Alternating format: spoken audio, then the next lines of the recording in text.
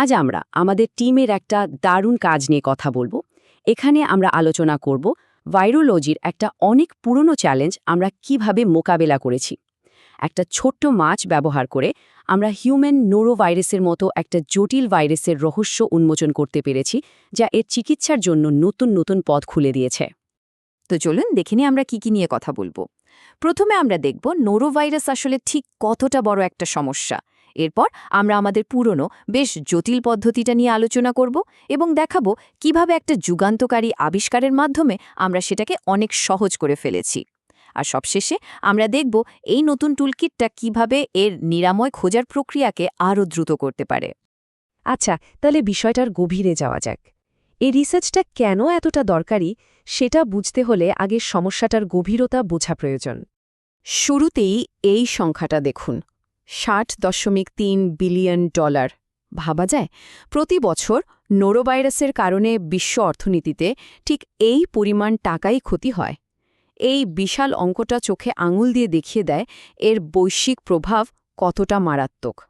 আর শুধু অর্থনৈতিক ক্ষতি নয়, এর মানবিক মূল্য অসংখ্য। এই স্লাইডে যে সংখ্যাটা দেখছেন সেটা হলো বিশ্বজুড়ে এই ভাইরাসে প্রতি বছর মৃত্যুর সর্বোচ্চ আনুমানিক সংখ্যা। অর্থনৈতিক ক্ষতির পেছনের আসল মানবিক সংকটটা এখানেই। বছরের পর বছর ধরে আমাদের সবচেয়ে বড় চ্যালেঞ্জটা কিন্তু চেষ্টার অভাব ছিল না। আসল সমস্যাটা ছিল আমাদের হাতে ঠিকঠাক টুলস ছিল না। মানে ল্যাবে ভাইরাসটাকে নিয়ে কাজ করার, যেমন ধরুন এটাকে গ্রো করানো বা এর জেনেটিক্স বদলানোর কোনো ভালো সিস্টেমই আমাদের কাছে ছিল না। তো এই বাধাটা পেরোনোর জন্য আমাদের প্রথম অ্যাপ্রোচটা ছিল একটা 2 স্তরীয় পদ্ধতি। আমরা প্রথমে কালচার করা কোষে ভাইরাস তৈরির চেষ্টা করতাম, আর তারপর সেটাকে জেব্রাফিশে পরীক্ষা করতাম। আমাদের পুরনো পদ্ধতিটা কাজ করত ঠিকই, কিন্তু এই ডায়াগ্রামটা দেখলেই বোঝা যায় এটা কি পরিমাণ জটিল ছিল। দেখুন, প্রথমে ভাইরাল ডিএনএ রেডি করা, তারপর সেটাকে কালচার করা সেলে ঢোকানো, এরপর সেখান থেকে ভাইরাসটাকে আলাদা করে ঘনীভূত করা, আর সব শেষে গিয়ে সেটা জেব্রাফিশের ভ্রূণে ইনজেক্ট করা। মানে অনেকগুলো ধাপ, আর প্রতিটা ধাপেই প্রচুর সময় আর রিসোর্স লাগত। এজন্যেই আমরা আমাদের পেপারে এটাকে সময় সাপেক্ষ বা টাইম কনজিউমিং বলেছিলাম। এটা কাজ করত, কিন্তু আমরা জানতাম এর চেয়েও ভালো, আরও সরাসরি কোনো উপায় নিশ্চয়ই আছে। আর সেই অদক্ষতাই আমাদের একটা বেটার উপায় খুঁজতে তাগিদ দিয়েছিল। আর ঠিক এই জায়গাটাতেই আমাদের ব্রেক থ্রুটা আসে। আমরা নিজেদেরকে একটা সহজ প্রশ্ন করেছিলাম, আচ্ছা, আমরা যদি কালচার করা কোষের এই পুরো ধাপটাকেই বাদ দিয়ে দিই তাহলে কি হবে? এই ছবিটা দেখলেই আমাদের অগ্রগতির পুরো গল্পটা একবারে বোঝা যায়। বাঁদিকে দেখুন সেই পুরনো অনেকগুলো ধাপের জটিল সিস্টেমটা, আর ডানদিকে আমাদের নতুন একদম সোজাসাপটা অ্যাপ্রোচ। কোনো সেল কালচার নেই, কিচ্ছু নেই, সরাসরি ডিএনএ ইনজেকশন। পার্থক্যটা নিজেই দেখুন, দিন রাতের মতো। নতুন সিস্টেমটা আসলেই খুব সহজ।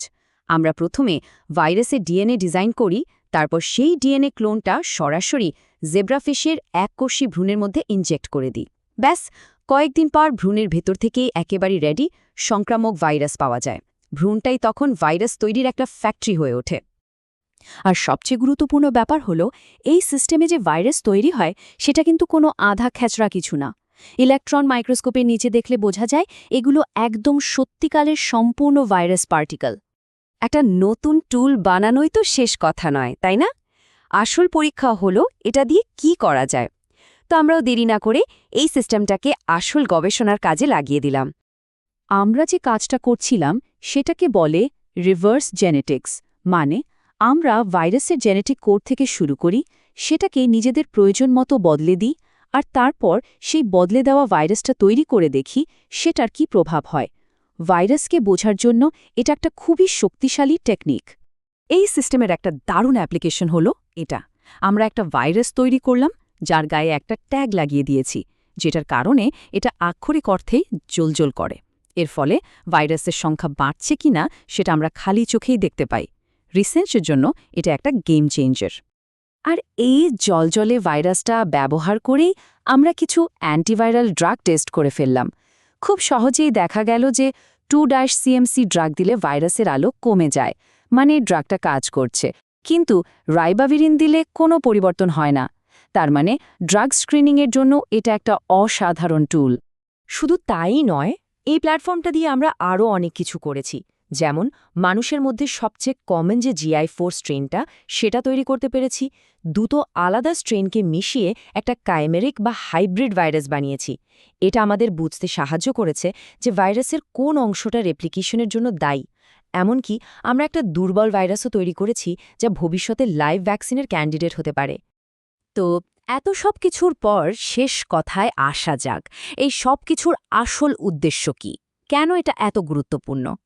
ব্যাপারটা যদি এক কথায় বলি, তাহলে আমরা একটা ধীর, জটিল আর ব্যয়বহুল পদ্ধতিকে একটা অসম্ভব সহজ, দ্রুত আর কার্যকর পদ্ধতিতে বদলে দিয়েছি।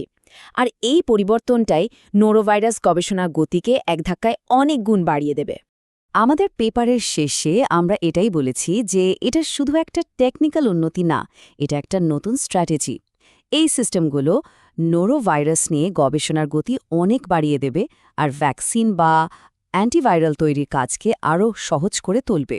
এই যুগান্তকারী আবিষ্কারটা আমাদের একটা বড় প্রশ্নের সামনে দাঁড় করিয়ে দিয়েছে। এই ছোট্ট একটা মাছের ভ্রূণ, এটাই কি শেষ পর্যন্ত আমাদের হাতে এমন কোনো অস্ত্র তুলে দেবে যা দিয়ে আমরা বিশ্বের অন্যতম কমন একটা রোগকে হারাতে পারব? সেটাই এখন দেখার বিষয়।